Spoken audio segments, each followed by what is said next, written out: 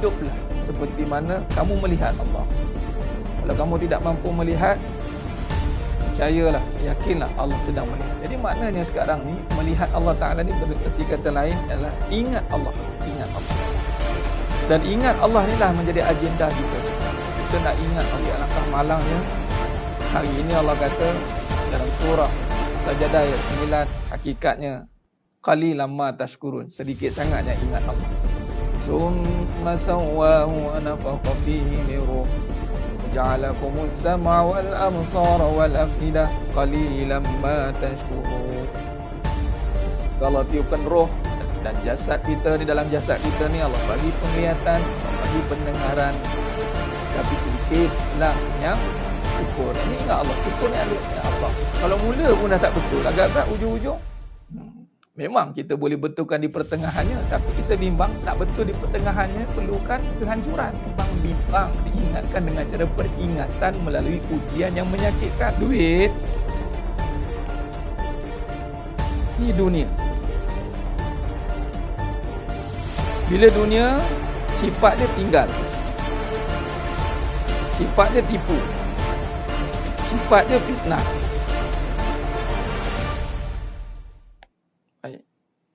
Soalannya, kalau kita terus pergi bersandar pada duit, maka kita akan kena tinggal, kena tipu. Duit itu makhluk atau kejadian?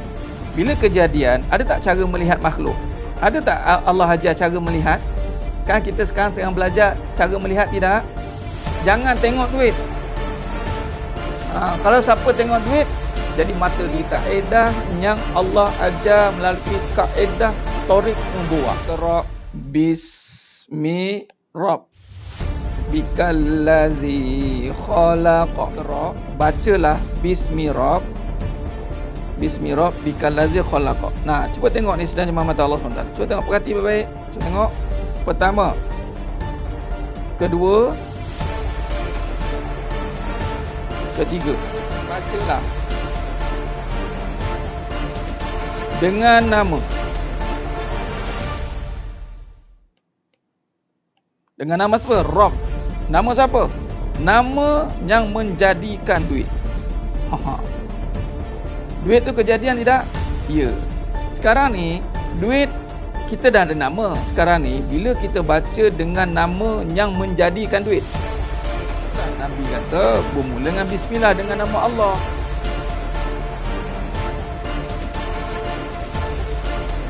Baik, nama Allah ni lafzu jalalah, itu anchor dia. Nampak? Bila dengan nama Allah, yang lebih khususnya apa? Khususnya adalah rezeki. Okey, pecahan lagi, kaya. Sebab kaitan kaya dengan rezeki ni seringkali dikaitkan dengan duit. Maka ini satu kemuliaan. Allah muliakan kita, yang mana kita ni hina, tapi Allah muliakan dengan tempat yang mulia, dengan majlis yang mulia, dengan amalan yang mulia. Alhamdulillah, apabila Allah muliakan, Allah berikan kemuliaan untuk mengimarahkan kembali masjid. Subhanallah, satu perkara yang sangat indah. Asal kita itu hina, dari air mani yang hina. Namun apabila Allah nak muliakan kita, maka Allah letakkan kita di tempat yang Allahumma salli ala Muhammad wa ala Allah itu mengatasi hak segala-galanya. Kita tunaikan hak Allah dahulu, barulah hak kita ini akan disempurnakan. Hak Allah ni, Allah suruh iblis, yang mana sebelum itu Azazil lah. Wa iz qulna lil malaikati isjudu li Adam fasajadu. Jadi hidup kita ni bermula dengan kisah iblis lah, dan kisah Nabi Adam AS. Bermula kisah Nabi Adam AS, kisah iblis itulah datangnya cerita kita. Iblis diberi tugas, ada dua. Nabi Adam AS diberi tugas, iblis yang nama Azazil pun diberi tugas. Iblis gagal melaksanakan tugas, Nabi Adam AS berjaya melaksanakan tugas. Kata iblis ni, dia pencetus. Apa cetusan dia? Dia akan cetusan dia adalah mencetuskan perbalahan, mencetuskan provokasi. Kerana apa? Rasa diri berkuasa. Baik, maka bila diri merasakan aku berkuasa dan mulia, itulah yang akan hancur binasa. Hak kita akan terlaksana dengan sempurna. Memang tak usah bimbang, hak kita memang macam-macam benda yang kita nak kat muka bumi ni, setelah kita menyempurnakan hak Allah terlebih dahulu.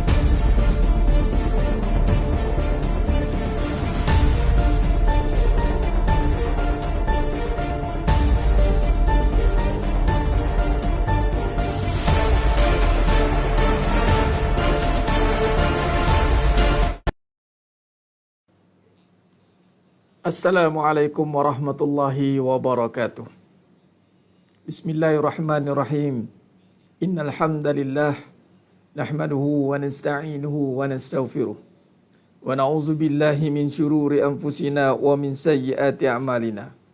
May yahdihillahu fala mudhillalah wa may yudlil fala hadiyalah. Asyhadu an la ilaha illallah wahdahu la syarikalah. Wa asyhadu anna Muhammadan 'abduhu wa rasuluh. Allahumma salli ala Muhammad wa ala ali Muhammad. Rabbi yassir wa la tu'assir, Rabbi tammim bil khair. Rabbi shrah li sadri wa yassir li amri wahlul 'uqdatam min lisani yafqahu qawli. Allahumma aftah alaina hikmataka wa anshur alaina min khazaini rahmatika ya arhamar rahimin. Al-Malikul Quddusus Salamul Mu'minul Muhaiminul Azizul Jabbarul Mutakabbir. Subhanallahi amma yusyrikun. Wallahul khaliqul bari'ul musawwirul lahul asmaul husna. Yusabbihu lahu ma fis samawati wal ardh wa huwal azizul hakim. Wala haula wala quwwata illa billahil aliyyil azim. Wala manja minallah illa ilaihi, amma ba'du. Sidang jemaah yang dirahmati Allah Subhanahu wa taala, mudah-mudahan kita semua tergolong dalam golongan hamba-hambanya yang benar-benar bersyukur. Amin ya rabbal alamin. Bagi memberkati lagi majlis kita pada malam yang penuh barakah ni dalam kuliah pengajian online Hakikat Kehidupan, mari kita sama-sama mulakan dengan Ummul Kitab Al-Fatihah. A'udzu billahi minasy syaithanir rajim. Bismillahirrahmanirrahim. Alhamdulillahi rabbil alamin. Ar-rahmanir rahim. Maliki yaumiddin. Iyyaka na'budu wa iyyaka nasta'in. Ihdinas siratal mustaqim. Siratal ladzina an'amta 'alaihim ghairil maghdubi 'alaihim waladdallin. Amin. Amin amin ya rabbal alamin. Alhamdulillah summa alhamdulillah ala kulli ni'mah. Alhamdulillah. Pertama mula dan selama-lamanya marilah kita sama-sama memanjat syukur pada Allah Subhanahu wa taala di atas kurniaan segala seluruh nikmatnya. Kita nak menghayati, memahami, merasai, memperhalusi, menyelami semua perkataan yang kita boleh berikan dalam konteks hati untuk mentafsir akan segala nikmat yang Allah berikan kepada kita hari ini, adakah mampu kita hayati sebenar-benar dengan keimanan. Mudah-mudahan dengan nikmat yang Allah berikan itu menjadikan kita untuk lebih dekat dengan Allah SWT, untuk sentiasa ingat kepada Allah SWT, kerana misi hidup kita itu benar-benar untuk hanya illa liya'budun, yakni hanya sembah Allah, ingat pada Allah SWT. Ingat diterjemahkan dengan taat. Ingat diterjemahkan dengan taat. Bila kita ingat, kita akan taat. Orang yang taat itu adalah kerana terjemahan ingat. Orang yang ingat pasti akan taat. Jadi senang jemaah mata Allah SWT. Alhamdulillah. Waalaikumsalam warahmatullahi wabarakatuh kepada semua yang memberi salam dan yang dah bersiaran bersama saya pada malam yang penuh barakah ni.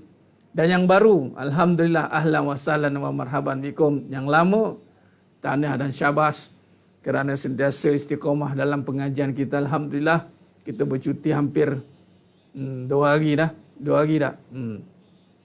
2 hari, itu pun ada yang dah pesanan tanya saya, Ustaz, bila nak mula kelas ni? Bila nak mula kelas, subhanallah, mudah-mudahan kelas ini, pengajian online ini, kita akan teruskan selagi hayat di kandung badan. Tak saya pergi dulu, sidang jemaah mata Allah Ta'ala pergi dulu. Itu je lah. Selagi mana Allah bagi nyawa pada saya, tenaga, kesihatan, doakan. Doakan Allah berikan saya tenaga, kesihatan, ilmu, ilham yang mencurah-curah. Kekuatan, semualah untuk meneruskan kajian ilmu ini. Selagi itulah pengajiannya akan diteruskan, insya-Allah. Dan juga kepada semua yang menonton pada malam ini, semuanya supaya Allah berikan kesihatan, kekuatan, rezeki melimpah ruah untuk diberikan kekuatan untuk meneruskan kajian ilmu kita.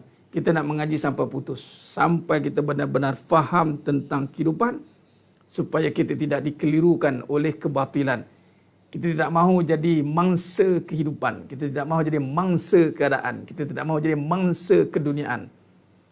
Dipermainkan, diperalatkan kerana kejahilan kita sendiri. Jadi senang jemaah mata Allah Subhanahu wa taala. Khair, alhamdulillah. Baik, alhamdulillah.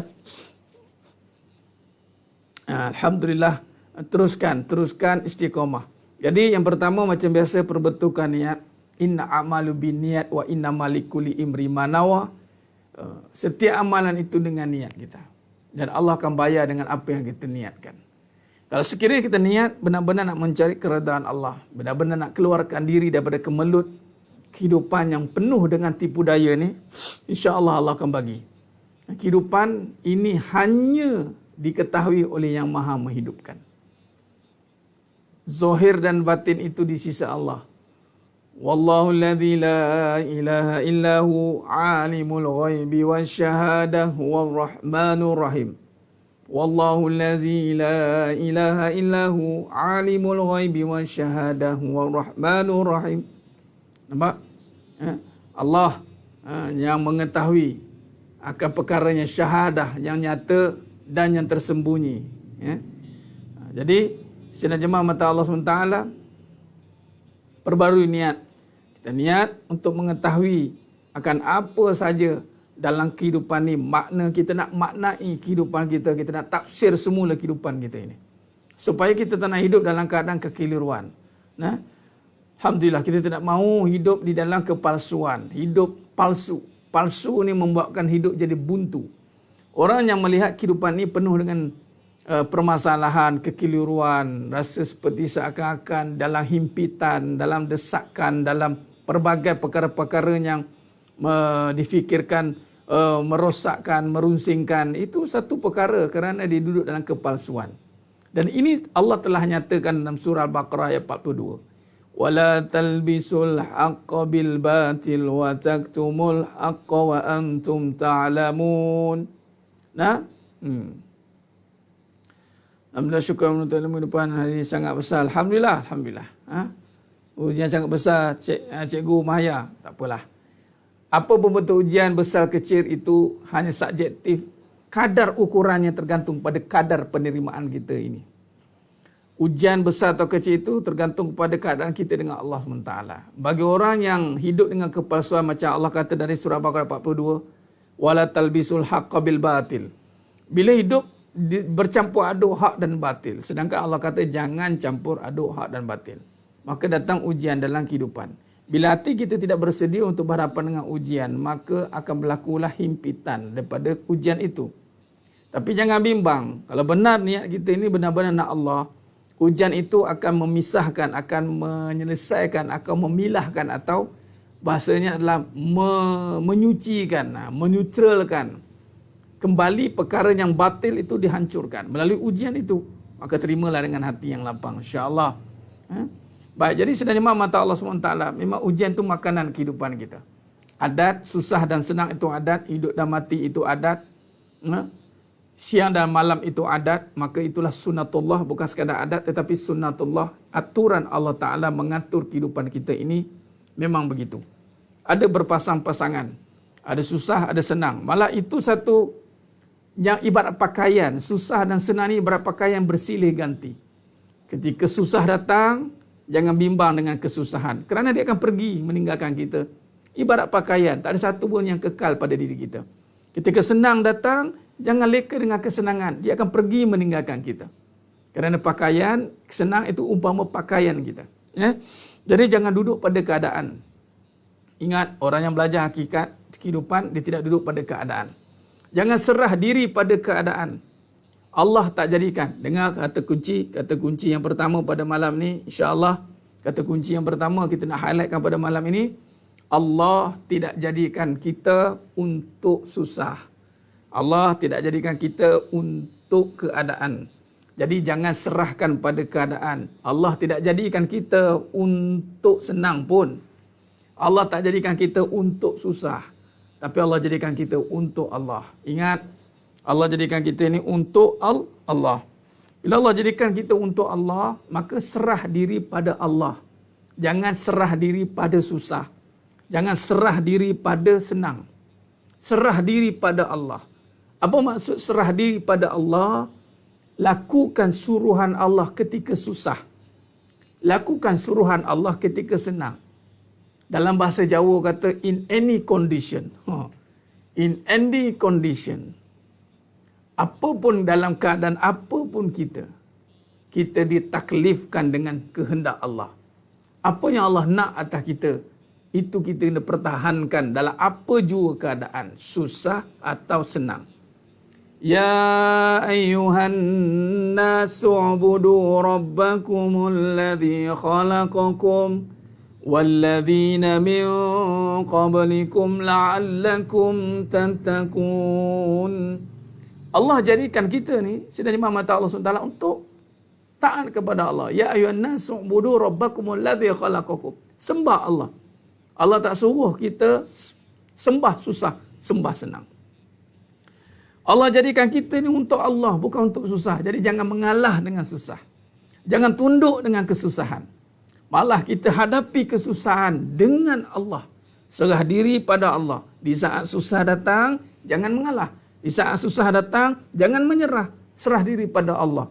Kerana orang yang serah diri pada Allah, dia tidak akan kalah dengan susah.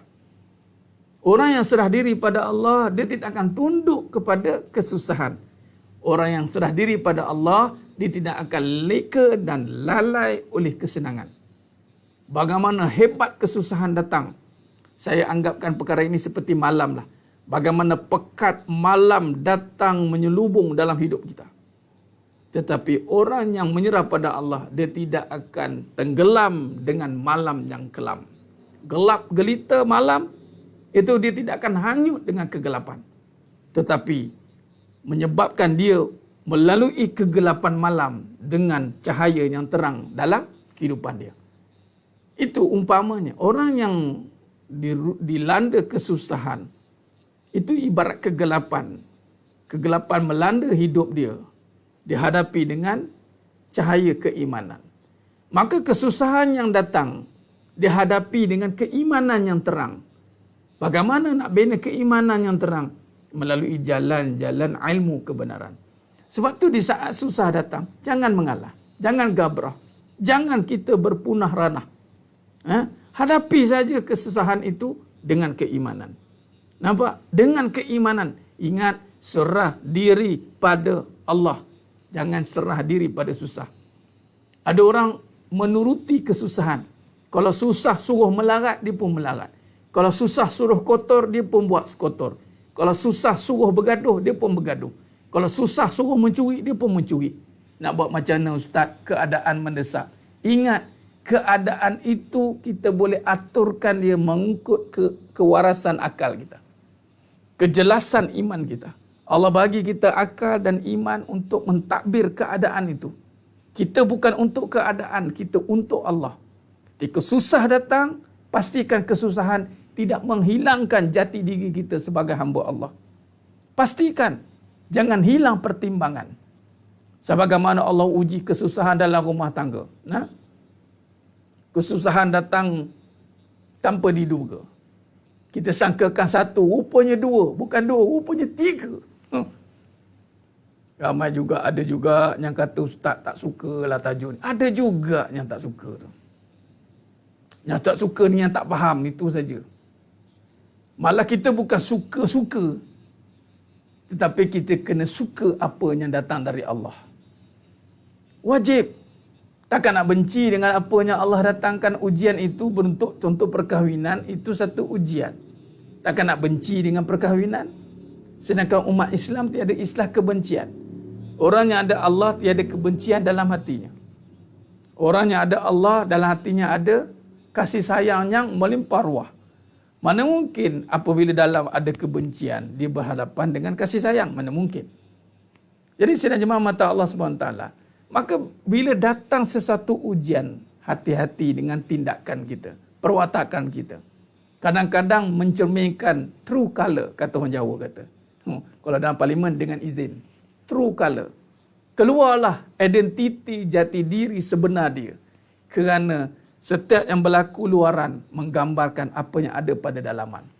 Allah nak uji dalam hati dia ada apa, maka Allah datangkan ujian luaran untuk mencongkil, membongkar apa yang ada dalam jiwanya. Ingat, sebab itu untuk membezakan kembali antara beriman atau tidak, itu adalah dengan ujian. Nampak? Sebab tu ada rukun iman, rukun Islam. Untuk membezakan dia Islam atau tidak, itu dengan syariat. Nah, contoh, orang yang pakai tutup aurat bagi perempuan. Orang perempuan Islam, ni bukan soal, waraknya, alimnya. Ni bukan, ni Islam. Ni wajibal unah dia panggil. Wajibal wajib. Tutup aurat. Dah kalau semua perempuan semua pakai skirt, dia macam mana nak bezakan Islamnya mana? Nah, dah bersamanya orang yang kafir, orang yang Islam, pakaian sama. Terbunjur sana, terbunjur sini. Tak boleh nak beza.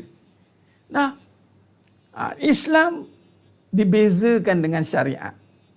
Bertudung litup elok, labuh menutup dadanya dan menutupi punggungnya, tidak nampak berbekas bentuknya. Tidak melekat. Tak boleh. Ini Allah suruh, Nabi suruh.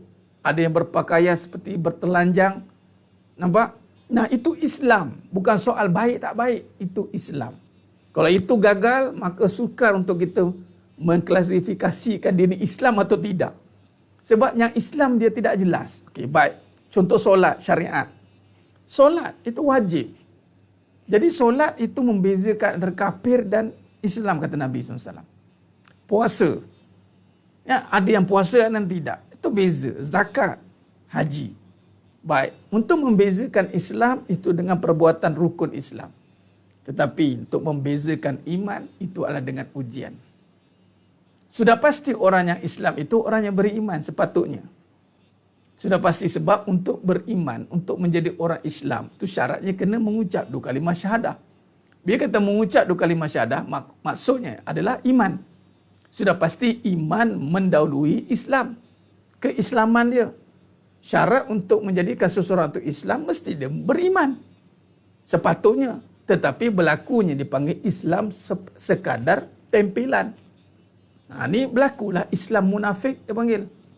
Islam hanya pada nama. Berlakulah munafik. Ni yang kita tak mahu. Maka berlakunya Islam munafik. Maka bagaimana nak membezakan Islam munafik dengan Islam tulen?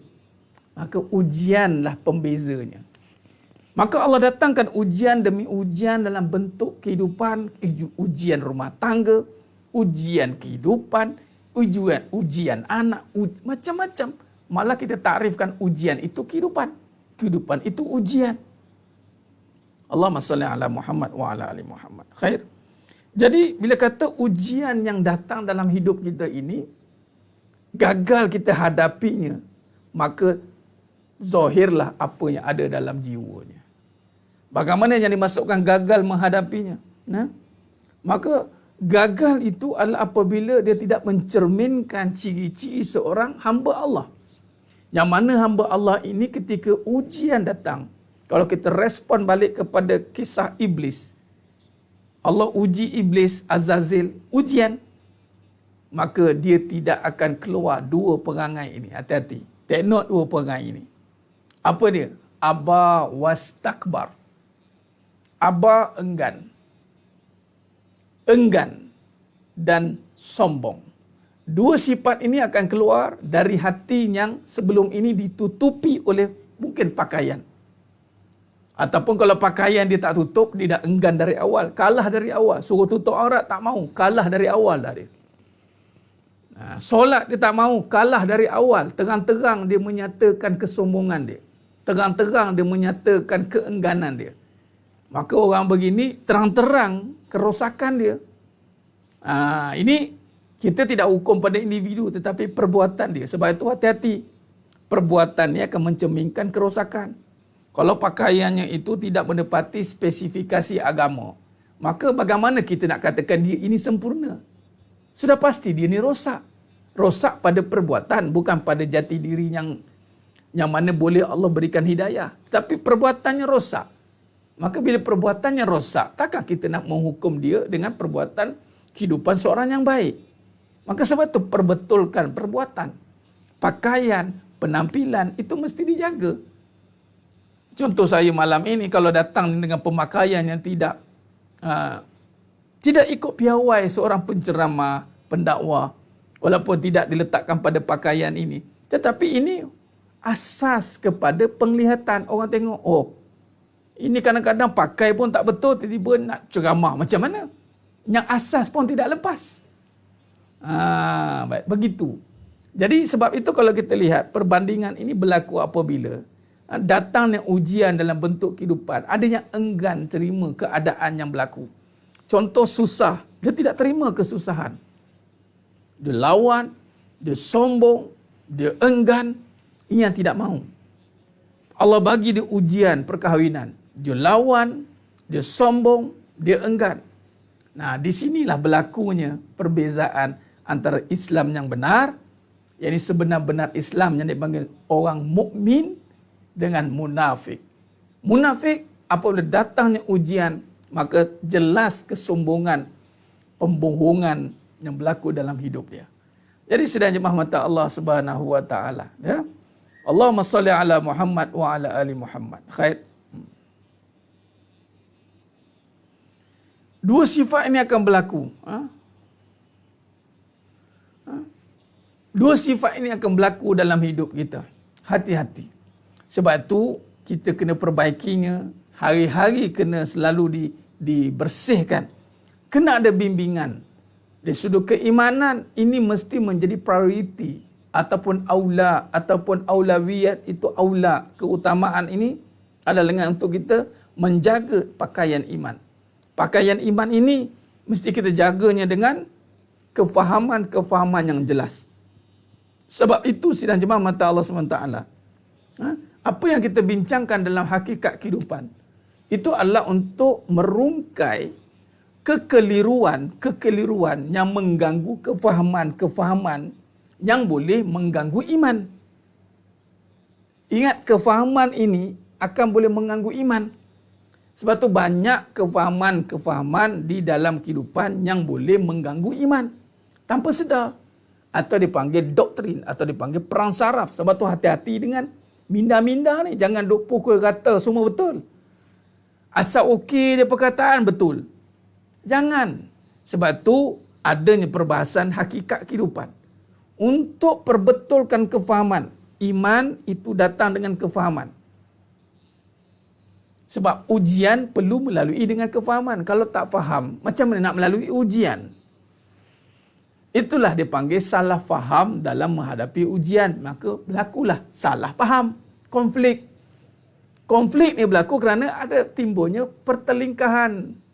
Sebab tu kata Nabi SAW, "May yuridillahu bihi khairan yufaqihu hafiddin."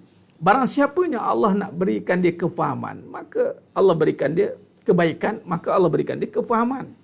Maka kefahaman ni untuk iman. Faham ni untuk iman. Kerja iman itu adalah untuk mendapat kefahaman. Melalui apa? Perbahasan kebenaran. Perbahasan kebenaran ini yang perlu kita ketengahkan. Walaupun perbahasan itu pahit. Kulil haq walau kana marran. Berkata benar walaupun dianya pahit. Dan memang ini ancaman akan berlaku. Ada pula yang inbox saya, "Ustaz, saya diancam bila sebar kuliah saya." Ada yang cabar dengan dalil katanya, terutama bab ta'adudlah poligami. Katanya, tak faham perasaan perempuan. Saya nak bagi tahu, laki perempuan sama je. Kita bukan nak sokong perasaan. Islam bukan agama yang memenangkan perasaan. Malah kita tak jaga perasaan pun. Mohon terasa, tu siap lagi nak bagi terasa lagi ada. Islam agama yang menundukkan perasaan. Islam agama yang mengawal perasaan. Islam agama yang menjinakkan perasaan sehingga menjadi mutmainnah. Kita tidak akan menangkan perasaan. Sebab tu kata-kata itu kadang-kadang menyentap itu sebab perasaan kita tercabar. Perasaan sebab kata-kata yang ada di dalam perbincangan kita, wallahi semua itu perbahasan tentang kebenaran. Tak ada mana-mana spekulasi, manipulasi untuk memenangkan mana-mana pihak. Tidak. Kita tak akan menangkan mana-mana pihak. Bukan nak sokong pihak ustaz ke, sokong pihak orang kahwin lagi ke. Tak. Kita tak akan sokong mana-mana pihak. Kita sokong hanya kebenaran. Mana-mana yang sokong pada kebenaran, kita sokong. Mana-mana yang menungkah ataupun menungkah arus menentang kebenaran, kita tentang. Dan ini kita bersedia. Sebab membawa kebenaran dalam kehidupan itu yang mendatangkan ancaman. Nabi SAW itu membawa kebenaran. Nabi Ibrahim AS bermula dengan Nabi Ibrahim AS. Ibrahim, kita pun baru melepasi 3 hari tasyrik. Alhamdulillah, Aidul Adha. Lepas ni kita akan sambut awal Muharram pula. Tarikh-tarikh Islam ni banyak makna dia. Baik. Para Nabi dan Rasul, yang mana kita dekat dengan Nabi Ibrahim AS, dengan Nabi Muhammad SAW itu dekat, itu membawa kebenaran. Nabi Ibrahim AS itu pejuang kebenaran. Sehingga menghancurkan Lata dan Uzza. Menghancurkan patung-patung besar di keliling Kaabah. Nampak tidak? Ketika Nabi Ibrahim AS, Pak Nabi Ibrahim AS, itu pengukir berhala. Bayangkan. Ditanya dalam hati kecilnya, ini berhala ni, kenapa orang sembah? Kalau sembah ni, macam mana nak bagi faham ni, bahawa berhala ni tidak betul? Maka dihancurkan berhala yang kecil. Tinggallah kapak berada pada berhala yang besar. Maka ketika dipanggil, orang kata ni Ibrahim yang buat, kata Nabi Ibrahim AS. Maka ketika dipanggil oleh Raja Namrud, maka Nabi Ibrahim AS kata apa? Tanyalah pada patung itu. Bukankah dia boleh membuat semua perkara? Itu satu kebenaran kan? Marah Raja Namrud, marah. Kamu main-mainkan Tuhan kami, katanya. Maka di situlah datanya Pak Nabi Ibrahim, ayah Nabi Ibrahim pula siap nak bunuh Nabi Ibrahim AS. Pak sendiri bakar dalam api. Kalau orang yang benar terpaksa berhadapan dengan ancaman, maka datanglah kekuasaan Allah. Datangnya yang mana Allah menyejukkan api yang sepatutnya adatnya membakar. Dan surah apa tu? Kulna ya narukuni bardan wa salaman ala Ibrahim. Allah kata, wahai api, janganlah engkau membakar Nabi Ibrahim ni. Salam, sejahteralah atas dia. Nampak? Jadi, itu kesan, natijah kepada pembawa kebenaran. Berhadapan dengan ancaman. Tetapi siapa yang menjaga? Allah. Dan surah Al-Fat ayat 28, Allah berfirman, Wallah, wallazi arsala rasulahu bil huda wa dinil haqq liyuzhirahu ala dini kulli wa kafa billahi syahida. Cukuplah Allah menjadi saksi. Untuk membawa kebenaran, jangan minta orang punya backup. Sebab kebenaran manusia tidak akan mampu menyokong. Melainkan Allah dan Rasul lah jaminan kita. Ketika kita minta perlindungan Allah dan Rasul di dalam kehidupan kita, barulah Allah datangkan penyokong-penyokong yang bersama-sama dengan kebenaran. Jangan cari orang menyokong kita. Kita takkan jumpa. Sebab kebenaran ini sifatnya eksklusif. Kebenaran ini sifatnya high class. Kebenaran ini sifatnya itu adalah satu perkara yang ada kelas tersendiri. Dia sukar untuk dinilai oleh orang yang tidak ada hati yang benar-benar beriman kepada Allah. Dia tak akan mampu. Maka jangan minta manusia sokong. Wa kafa billahi syahida. Cukuplah Allah menjadi saksi. Ini kalau kita lihat para nabi dan rasul bermulanya seorang diri. Kerana Allah menjadi jaminannya, maka Allah datangkan pengikut-pengikut yang setia. Sebagai Nabi Muhammad SAW, Allah datangkan Sayyidina Umar Khattab radhiyallahu an. Umarain, Nabi doa minta bagilah masuk antara 2 Umar. Maka Allah pilih Umar Khattab radhiyallahu an. Allah pilih. Maka ingat, jadi sidang jemaah mata Allah SWT, di saat kita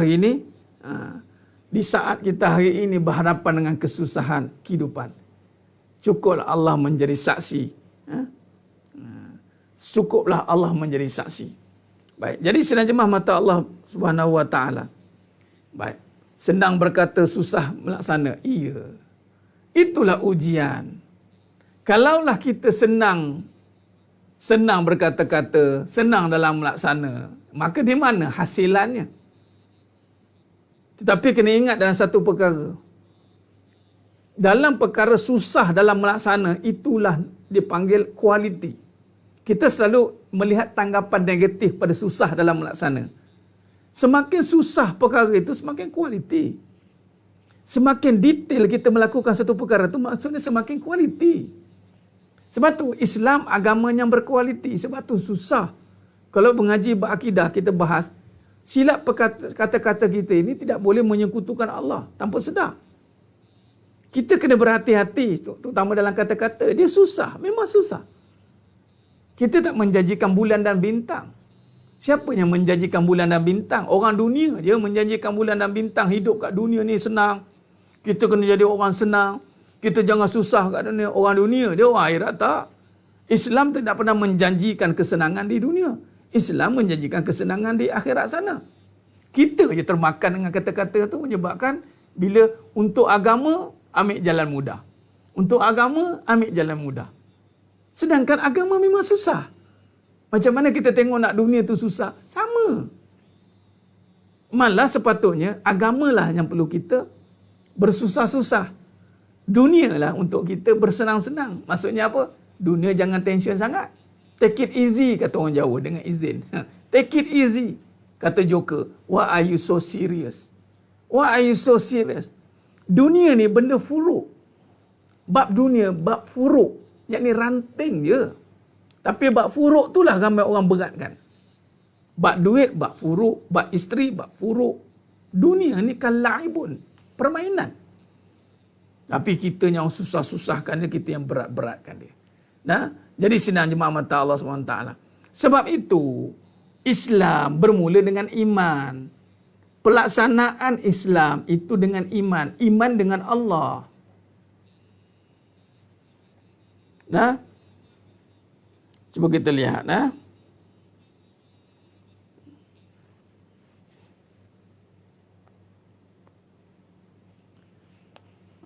sebelum kita masuk tajuk ini hari, dah masuk dah ni sebenarnya tajuk ni. Nah, untuk melaksanakan Islam, Islam ni tertakluk kepada segala hukum hakam.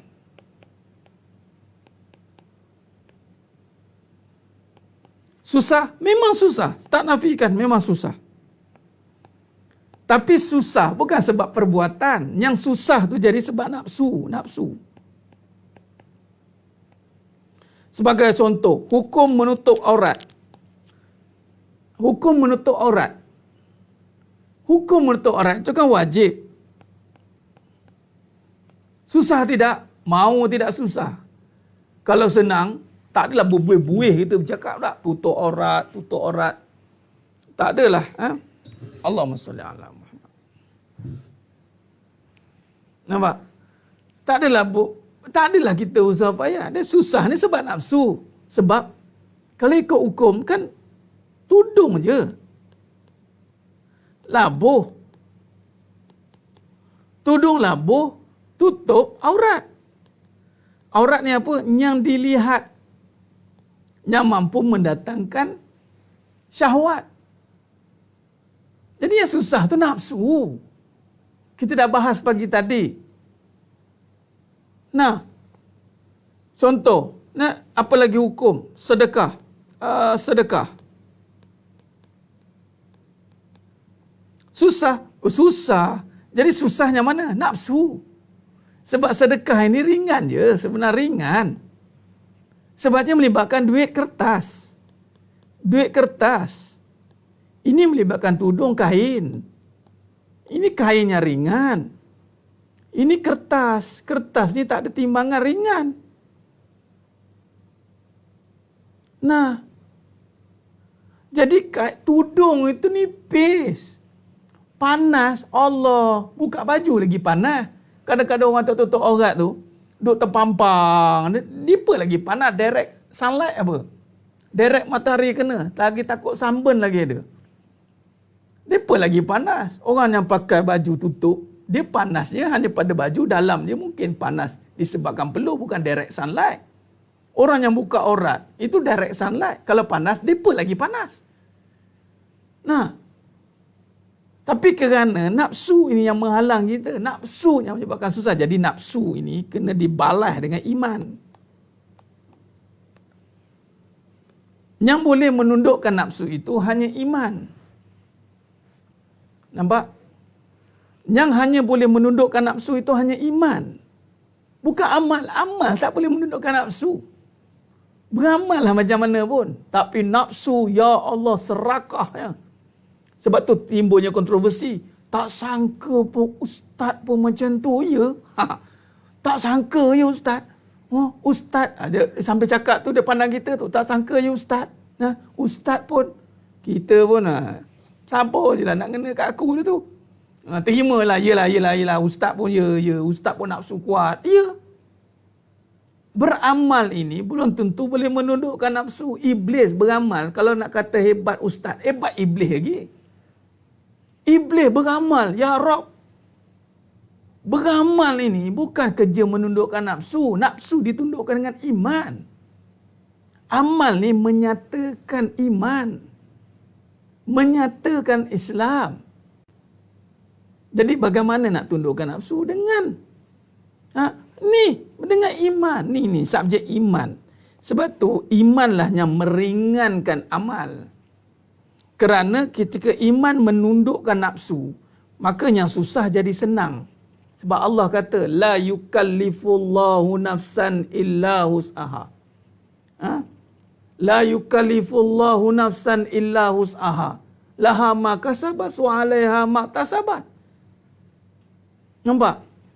Sidang jemaah mata Allah SWT. Ada seorang ulama zaman Bani Israel, bab kita ustaz ni, Barsisa namanya, Barsisa. Seorang ulama ni semua popular cerita dengan Barsisa nama dia. Barsisa. Barsisa ini seorang ulama yang hebat, didatangi oleh iblis. Iblis menyamar jadi seorang budak yang kuat ibadat tau. Nak jadi cerita. Jadi iblis ni tahu Barsisa ni kuat amal. Kuat amal, nampak? Amal. Sebab tu jangan duk fokus amal tanpa iman. Jangan duk nampak amal saya dah banyak beramal ustaz, tapi kenapa masih diuji? Kau beriman dengan amal, dengan iman tidak? Iman, saya kan dah beramal, belum cukup iman ke? Dia claim dia banyak iman dengan sebab banyak amal. Allahu Akbar. Banyak amal, betul-betul banyak iman. Orang yang banyak iman, dia akan menjaga amal. Bukan banyak amal, dia menjaga amal. Orang yang iman dia benar-benar, dia menjaga amal. Bukan dia banyak beramal. Dia banyak beramal tapi tak menjaga amal. Apa maksudnya? Ikhlas. Orang yang benar-benar iman, dia menjaga keikhlasan dalam beramal. Bukannya dia menjaga amal yang banyak. Ni kena banyak beramal ni, kena banyak beramal ni. Dah. Amal ini mesti seiring dengan iman. Kita dah belajar contoh ni, Barsisa ni. Dia amal banyak, iblis datang. Dia tahu Barsisa ni kuat amal. Maka iblis pun datang. Iblis datang menyamar jadi anak muda yang kuat beramal. Solat tak tidur-tidur. Bayangkan. Si Barsisa ni manusia. Dia tengok si iblis ni tak tidur-tidur. Dia tak tahulah itu iblis. Dia menyamar. Bila tak tidur-tidur, si Barsisa pun tanya. Anak muda katanya. Hebat kau beramal ni. Sampai tak tidur-tidur ni. Mesti kau ada satu rahsia yang kau boleh kongsikan. Kata Barsisa kan. Tahu anak muda ni cakap apa? Yang si iblis ni. Aku beramal dengan kuat ni kerana aku benar-benar rasa bersalah. Aku buat dosa banyak katanya. Aku pernah melakukan dosa yang banyak. Mungkin Tuhan belum cukup melakukan dosa. Ataupun Tuhan tak pernah melakukan dosa. Lebih kurang gitulah. Nampak tak? Jadi Barsisa ni dengar. Mana boleh dosa. Tak boleh katanya. Jadi kalau engkau tak nak buat dosa, maka kau takkan dapatlah kesungguhan beramal. Nampak? Licik tak licik si iblis ni. Maka kurang-kurang kau kena buat satu dosa. Nampak? Si iblis ni nak tengok nafsu, dia tengok. Maka si iblis, dia suruh si Barsisa ni, sebab Barsisa ni orang berilmu. Suruh pilih dosa. Anda bayangkan? Boleh pilih dosa. Bayangkan? Maka si Barsisa pun pilih. Apalah aku ambil arak katanya. Ingat, arak, judi dan nikah. Ini antara jalan nafsu. Ingat. Nikah ni sebab nak tundukkan nafsu lah dengan nikah sebenarnya. Sebab kalau tak nikah ni dia pergi bantai yang haram. Judi ni suruh ditundukkan. Arak ni semua ni kena ditundukkan dengan penguasaan hukum. Maka si Barsisa ni dia minum arak. Dia minum arak, apa berlaku? Dia jadi mabuk. Jadi mabuk, nikah ni zina lah. Maka nafsu, saya nak cerita bab nafsu tadi. Maka dia berzina dengan penjual arak tadi. Penjual arak itu ada suami. Ditangkap oleh suaminya. Maka si bersisa bunuh dua-duanya. Maka ditangkap oleh orang lain. Maka bersisa ini dihukum mati. Ditangkap. Maka di saat nak dihukum mati, si iblis ini menyamar lagi sekali. Saya nak tengok penangan nafsu cerita. Jangan kita sewenang-wenang beramal tanpa ilmu, fasik, rosak. Sebab tu kena ilmu itu menjadi keutamaan. Berilmu dan amal, bukan beramal tanpa ilmu. Ilmu nombor satu. Jadi sidang jemaah mata Allah SWT. Jadi malu yang tinggi. Ni sambil tu tengok baca soalan. Al-haya'u minal iman. Malulah bila kita tengok orang perempuan, orang lelaki. Tuan Ilyas. Tengok orang perempuan pakai seksi-seksi contoh. Anda sedang melihat perkara yang cantik. Betul lah cantik kan. Tapi ingat, cantik sifat Allah. Tergamak kena tengok cantik dekat tempat yang haram. Cuba fikir. Cantik sifat Allah. Nak tengok. Jawab dengan iman. Cantik sifat Allah. Jamil. Sebab tu kena belajar akidah. Innallaha jamil wa yuhibbul jamal. Orang yang pakai seksi, dia perasan cantik lah. Sebab tu dia perasan seksi. Sebab tu kadang-kadang, bila minta maaf cakap minta maaf, bila badan kadang-kadang ada naik sikit, pakai semua kembang-kembang kan. Tapi bila badan ada bentuk sikit, melekat terus baju. Dulu kembang-kembang pakai, longgar-longgar je. Sebab apa? Nak tutup badan. Bila badan dah cantik, melekat terus. Kerana apa? Dia perasan cantik. Sedangkan cantik itu hak Allah. Orang lelaki kena tengok cantik dengan sifat Allah. Ada seorang sahabat ni. Off topic sekejap. Ada soalan tu, bagus soalan tu. Saya tanya poin dia. Malu ni, malu. Saya nak tahu. Ada satu ketika saya pergi dekat Hartamas. Dekat Hartamas ada seorang haji ni jumpa. Dia ada satu kedai dekat Hartamas. Kedai makan. Dia tanya, Ustaz, datang sini kena istighfar banyak lah. Kenapa haji? Saya tak pernah datang situ. Sekali saya datang situ, innalillah terus. Macam ni lah Ustaz, saya dah 15 tahun kat sini. Saya tak tahulah macam mana nak hadapi benda ni. Kenapa Haji? Memang pakaian kat sana, ya Robby. Saya cakap ini Hong Kong ke? Aku ada kat mana ni? Memang pakaian, ya Rob. Geleng kepala gitu. Tapi Haji ni sebab duduk kat situ kan, dia orang masjid juga. Lalu pun saya pun cakap, Haji, saya nak kongsi satu ilmu lah dengan Haji. Apa je Ustaz? Orang perempuan ni tengok Haji, tengok dia pakai seksi-seksi ni. Mereka ni perasan cantik. Sebab tu mereka pakai macam tu. Yang kita nak tengok tu cantik. Cantik pada tubuh. Hakikatnya cantik tu sifat Allah. Jadi bila kita tengok cantik dengan sifat Allah, maka kita tidak akan lalai dengan perkara tu. Malah kita tengok benda-benda yang haram tidak cantik. Benda yang pakai haram tak cantik. Bila dia buat benda yang haram pada diri dia tak cantik. Nafsu je pandang cantik, sebenarnya haram. Sebab perangai pun jadi macam haram nanti. Tak cari tengok. Perangai pun akan jadi macam haram. Percakapannya, perwatakannya, tengok. Kita akan, macam haram tu perangai. Bergaduh, mulut, tak boleh jaga. Nampak? Orang yang pakai-pakai macam tu, tak cari tengok. Jadi sedang jemaah mata Allah SWT. Jadi pakaian yang haram itu tidak cantik. Tak cantik sebab kita tengok kena yang halal. Cantik itu yang halal. Saya cakap kat Haji tu. Ya tak iyalah Ustaz. Allah terima kasih Ustaz. Terima kasih. Kalau tidak saya jenuh ni. Jenuh tengok ni. Habis saya. Saya cakap memanglah. Orang lelaki. Tapi Haji cuba perhati tengok. Haji tengok apa sebenarnya. Saya man to man talk kan. Tapi sekarang saya nak bagi tahu lah perkara ni di sini. Itu nak cerita nafsu kan, nafsu. Jadi si bersisa ni kalah dengan nafsu itu. Saya nak bagi tahu, nafsu ini memang ditundukkan dengan iman. Ujian iman itu dengan ujian kefahaman. Sebab tu setiap ujian yang berlaku dalam hidup kita itu adalah untuk memberikan kefahaman. Supaya bertambah iman. Bila bertambah iman, kita menjaga amal. Kita menjaga amal. Iman bertambah, maka amalan kita akan terpelihara. Sekarang kita jaga solat sebab kita dah bertambah iman. Dulu kita mungkin tak jaga solat. Solat tapi tidaklah seperti solat sekarang, betul tidak? Salam ke Haji Ustaz. Ya Tuan Ilyas. Ya, benda haram Tuan Ilyas, tak cantik. Ha. Ya Tuan Raja Sarizal, haram jadah tu. Ya, haram jadah, cantik pada yang halal. Jadi isteri-isteri kita kat rumah tu yang halal, nah itu yang cantik. Allah akan cantikkan isteri-isteri yang halal. Yang kat luar tu haram J. Bila dia pakai pakaian yang haram, tak cantik. Wallahi tak cantik. Sebab dia buat benda yang haram di sisi Allah. Haram di sisi Allah, dia akan jadi tawar.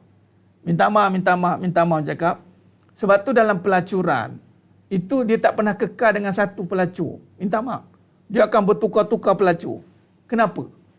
Sebab dia sentiasa nak cuba yang mana lagi best, mana yang lagi bagus. Tak. Dia tak akan stick dengan satu. Dia akan melacur banyak. Nah, Islam ni mengajar kita setia pada yang halal. Setia pada yang halal. Dan isteri kita halal, setialah yang halal tu. Nah, nampak? Jangan cari yang haram. Yang haram ni tidak bagus. Sekejap je. Sebab tu benda-benda yang haram, nikmatnya tak ada. Duit haram, tak puas. Isteri yang haram, perangai haram, tak puas. Suami buat benda haram, tak puas. Benda-benda haram, dia takkan nikmat. Buatlah macam mana pun. Tutuplah macam mana pun. Haram tetap azab. Tak boleh lagi. Nah, jadi sidang jemaah mata Allah SWT. Dia haram jiddan maksudnya haram sungguh. Jiddan tu jahit jiddan. Jiddan tu manjadda wajada. Manjadda wajada. Kata pepatah Arab, siapa bersungguh dia dapat. Jadi bila kata haram jaddah tu, maknanya haram sungguh haram. Nampak? Jadi sidang jemaah mata Allah SWT. Kesan kaum lelaki yang dizalimi dengan pandangan ialah begitulah keadaannya Tuan Ilyas. Sebab tu alihkan kepada bidadari syurga. Nah, al-haya'u minal iman. Ya, itulah dengan iman. Ya, Puan Nik Absyah. Kadang-kadang kita bercakap malu dengan iman. Bagaimana takrifan dia? Macam ni takrifnya. Saya kena takrifkan. Mungkin kita tak menyelami keadaan seekor harimau yang lapar daging. Seekor harimau yang kelaparan nak makan daging. Kita pun nasihat kepada harimau. Ubah-ubahlah makan rumput ke. Ubah-ubahlah makan perkara lain. Harimau ni tidak makan saman, dia nak makan daging juga. Dan nak pula jenis yang tak pernah makan daging. Dilalu-lalukan depan dia tu. Memang jadi pelik lah. Melainkan jinakkan harimau ni. Jinakkan harimau ini. Sebab harimau yang lapar, harimau yang kelaparan ni, dia yang tidak jinak ni, dia akan menerkam. Ya? Allahumma salli ala Muhammad wa ala Muhammad. Khair.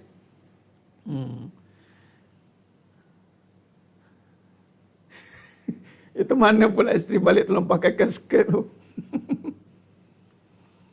Tapi betul lah Ustaz, kata Ustaz Azhar Idrus macam tu lah kan. Mana-mana macam kat luar tu, beli kan, pakaikan isteri kat rumah. Isteri kena pakai lah apa yang suami suruh.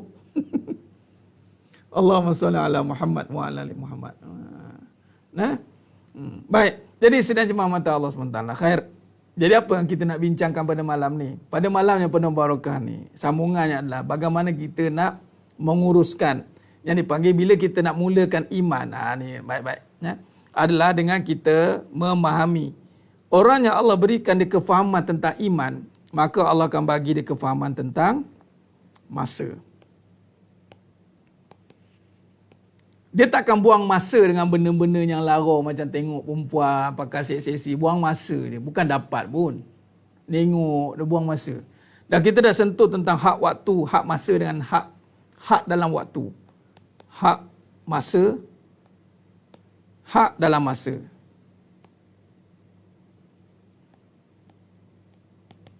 Dalam masa ni ada dua. Hak dalam masa, hak masa. Baik, kita dah bincang. Hak masa ni yang kita dah bincang.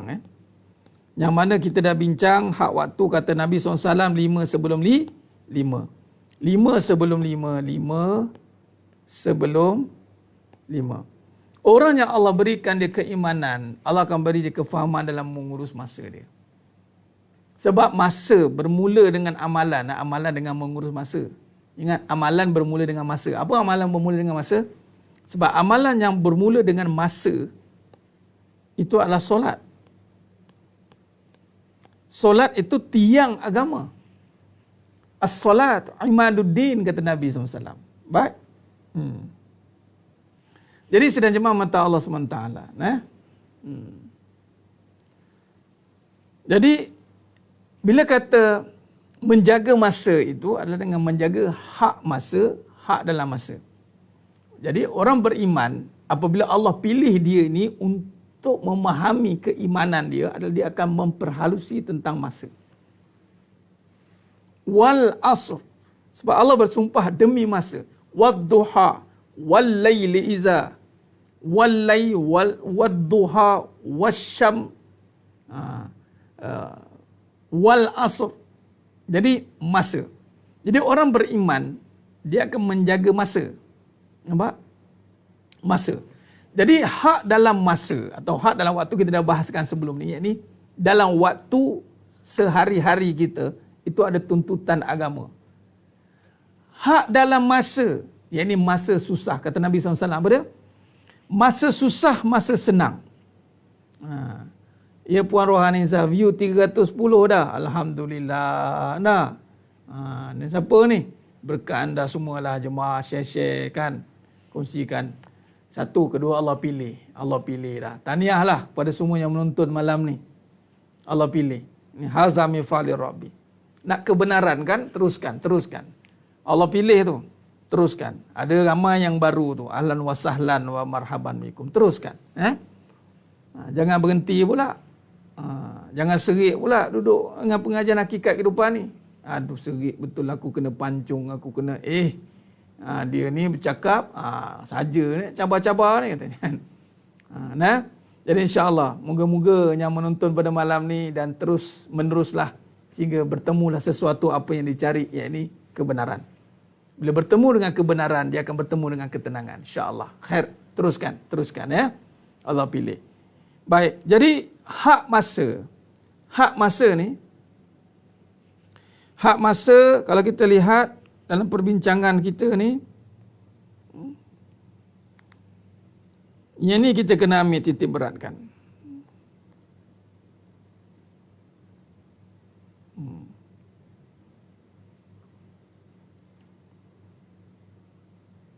Okey.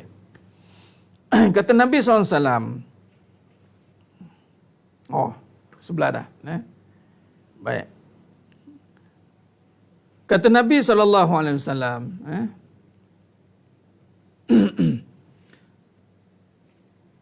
Amin, Umar Amin. Ya, Tuan Bob. Tadi sambung dekat Ampang. Lalu ni sambung kolab sini Tuan Bob kita. Puan Nida Mak Yusof. Bagus. Istiqomah. Teruskan. Istiqomah. Banyak lagi perbahasan yang kita kena rungkaikan. InsyaAllah. Alhamdulillah. Khair. Baik. Kita dah sentuh waktu muda sebelum tua. Hak masa ini adalah pergi kepada situasi. Jadi situasi ni datang ikut. Datang di satu-satu situasi ni ada tuntutan dia. Contoh, hak masa muda, hak masa tua, hak waktu sihat, hak waktu sakit, hak waktu kaya, hak waktu miskin, hak waktu lapang, hak waktu sibuk, hak waktu hidup, hak waktu mati. Ni hak waktu muda, hak sihat, ataupun kita akan tumpukan kepada Jadi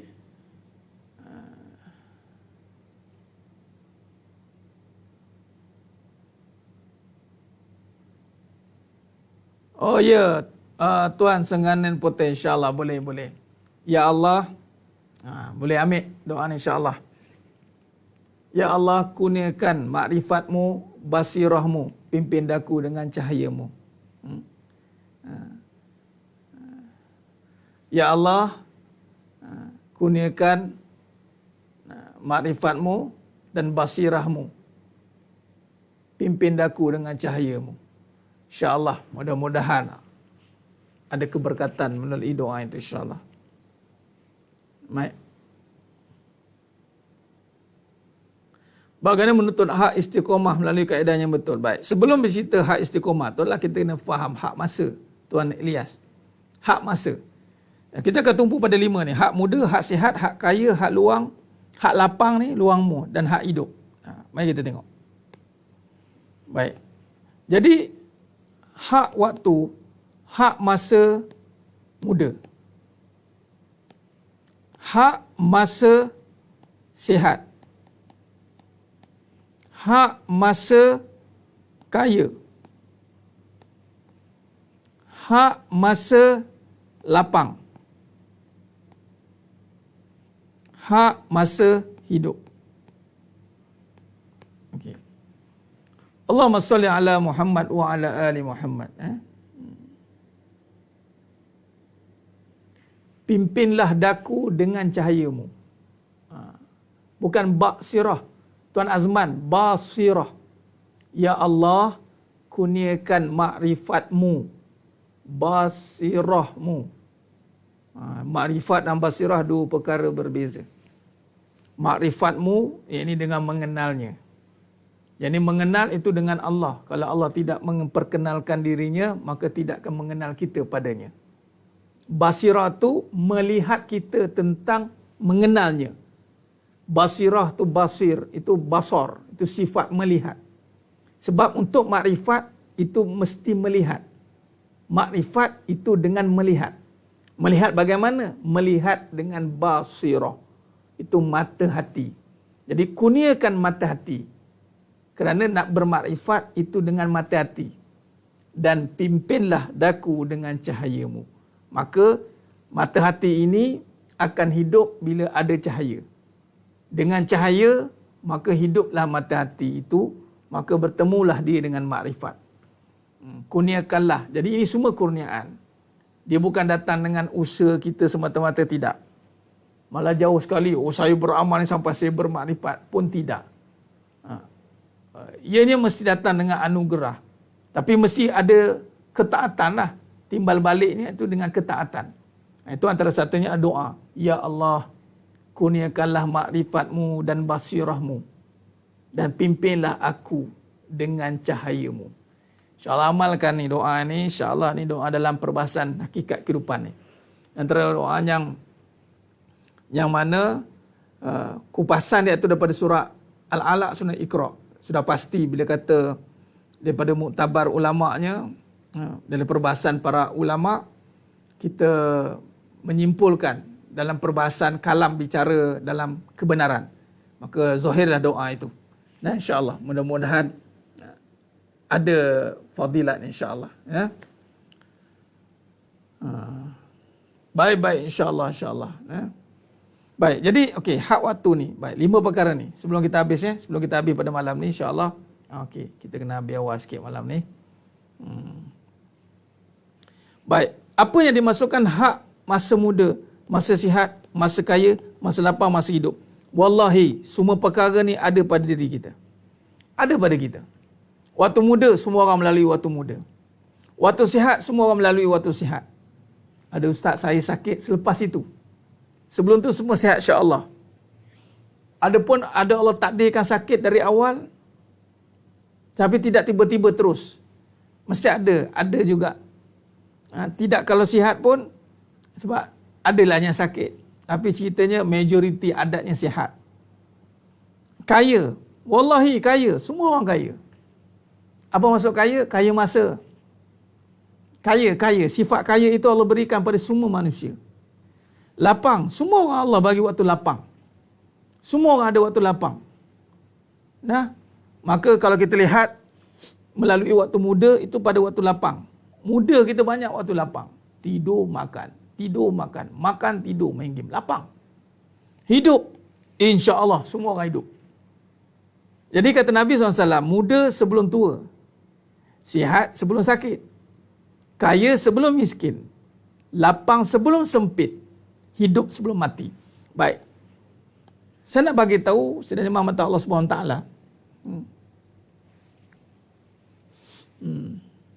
Jadi sebenarnya mata Allah SWT. Hak masa ni, kata Al-Imam Ibn Atta'ila As-Kandhi rahimahullah, bila dia berlalu,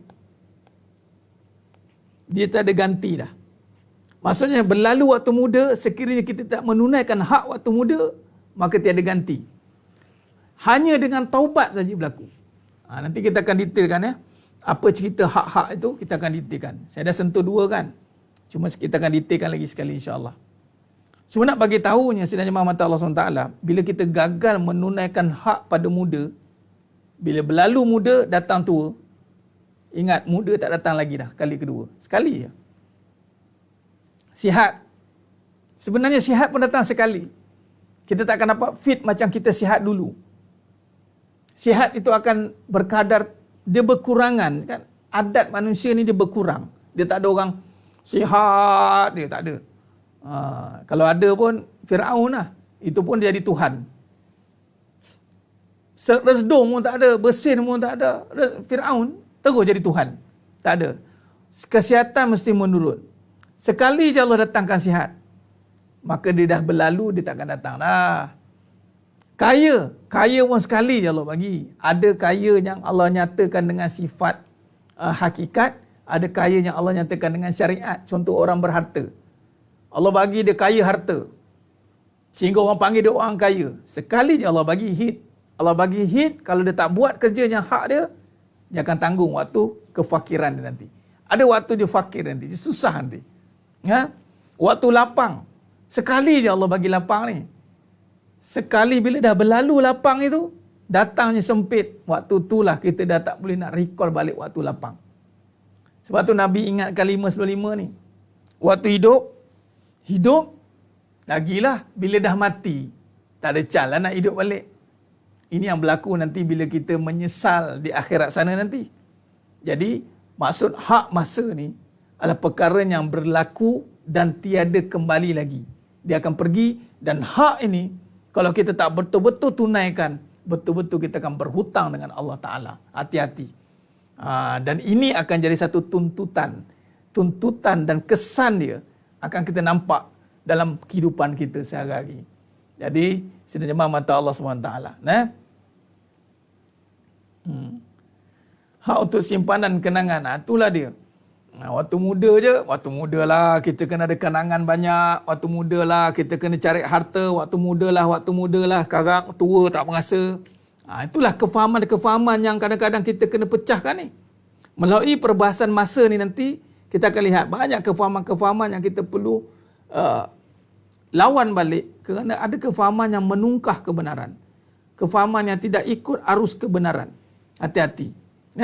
Jadi insya-Allah, saya kira cukup setakat itu dulu pada perbincangan kita pada malam yang penuh barakah ni, insya-Allah. Mudah-mudahan Allah berkati kita semua, insya-Allah. Allahumma salli ala Muhammad wa ala ali Muhammad. Baik. Terima kasih kepada semua yang menonton pada malam ni. Alhamdulillah. Alhamdulillah, semua alhamdulillah. Teruskan istiqamah. Besok kita ada lagi istiqamah ya. Jangan malam ni malam terakhir menonton. InsyaAllah kita teruskan istiqamah sampailah Allah berikan kita kefahaman di dalam kehidupan, sehinggalah kita mampu berhadapan dengan semua keadaan. Ingat, kita berhadapan dengan kehidupan ini penuh dengan ujian. Belajarlah ilmu hakikat kehidupan ini sampai kita boleh berhadapan dengan setiap ujian yang mendatang dalam hidup kita, insyaAllah. Dan kita ada banyak jilid ni. Jilid kedua yang kita ada dah inbox saya, Ustaz, saya nak jilid. Dah pun ramai juga yang booking, sabar. Saya tengah waiting list dengan publisher tu. Publisher tengah buat. InsyaAllah kita kerjasama juga dengan Persatuan Ulama Malaysia. Alhamdulillah, tabarakallah, Allah izinkan pula bekerjasama dengan Persatuan Ulama Malaysia. Terbitnya Allah izinkan 3 jilid dan banyak lagi akan datang, ada jilid-jilid lain banyak akan keluar, sedang menyusul. Dan masa saya digunakan memang sepenuhnya memang untuk dakwah. Memang saya gunakan memberikan masa untuk menyusun kembali ilmu-ilmu yang Allah anugerah dan ilhamkan. Alhamdulillah. Jadi mudah-mudahan doa saya untuk terus diberikan kekuatan, untuk terus istiqamah dalam menyampaikan ilmu dan menjuang di dalam menyampaikan kebenaran, insya-Allah. Dan begitu juga yang menonton semuanya, saya doakan semuanya yang menonton pada malam ini diberikan kekuatan, diberikan kemurahan, dilimpahkan segala kekayaan jiwa yang tanpa had, rezeki yang tanpa had. InsyaAllah dibukakan seluruh pintu kefahaman, dirungkaikan segala kekeliruan permasalahan, dicabutkan segala bebanan, insyaAllah. Mudah-mudahan yang menonton pada malam ini semua juga Allah istiqomahkan dalam jalan ketaatan. Allah pilih untuk duduk dalam kebenaran di saat fitnah akhir zaman, insya-Allah. Mudah-mudahan Allah pilih kita semua. Mohon maaf di atas segala kekurangan, terkasar kata, terkasar bicara. Moga-moga Allah Ta'ala sajalah yang mampu menyempurnakan perbahasan kita pada malam yang penuh barakah ni. InsyaAllah, cukup setakat itu dulu. Aku lu qawli hadza wa astaghfirullahalazim li wa lakum. Wa bila taufiq wal hidayah. Wassalamualaikum warahmatullahi wabarakatuh. Kita tangguh dengan tasbih farah dan suratul As. Subhanakallahumma wa bihamdik. Asyhadu an la ilaha illa anta astaghfiruka wa atubu ilaik. Bismillahirrahmanirrahim. Wal 'asr. Innal insana fi khusr illa alladziina aamanu wa 'amilus shalihat wa tawassaw bil haqqi wa tawassaw bis sabr. Wallahu a'lam bisawab. Takbir. Allahu akbar.